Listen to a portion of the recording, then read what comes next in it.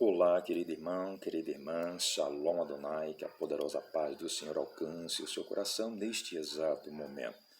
A nossa vida, a minha, a sua, é cheia de batalhas, não é verdade? Todos os dias nós nos deparamos com situações diferentes, situações adversas. E em todas essas batalhas, em todas essas lutas, nós temos a certeza de que Deus está conosco. Você crê nisso? Portanto, continue crendo. Creia que o Senhor não vai nos deixar sozinhos em nenhuma situação adversa. Quero trazer para você um pouquinho da palavra do Senhor que vai nos fortalecer com relação a isso. Se você está enfrentando batalhas, preste atenção nesta palavra, que se encontra lá no segundo livro de Crônicas, capítulo 20. Lá nós vamos encontrar a história do grande líder Josafá. Josafá liderava o povo de Deus e de repente chega aos seus ouvidos que um grande exército, um imenso exército, vinha contra ele. Qual é a primeira atitude de Josafá e que deve ser também a nossa diante das tribulações?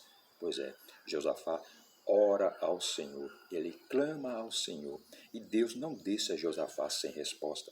Veja o que diz lá no versículo 15.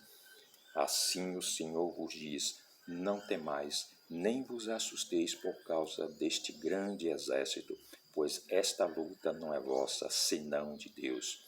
Querido e amado irmão, quando nós temos fé em Deus, todas as nossas lutas, todas as nossas situações adversas não são somente nossas, são principalmente do Senhor Deus, que nos ampara, que nos protege e está do nosso lado em todas essas batalhas. E a vitória é certa no momento certo para a honra e glória do Senhor.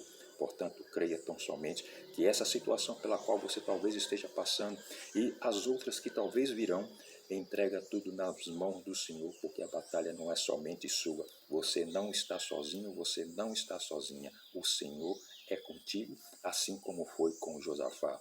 Josafá teve vitória, você também terá. Creia tão somente nesse Deus maravilhoso que não nos abandona e que não te abandona. Amém?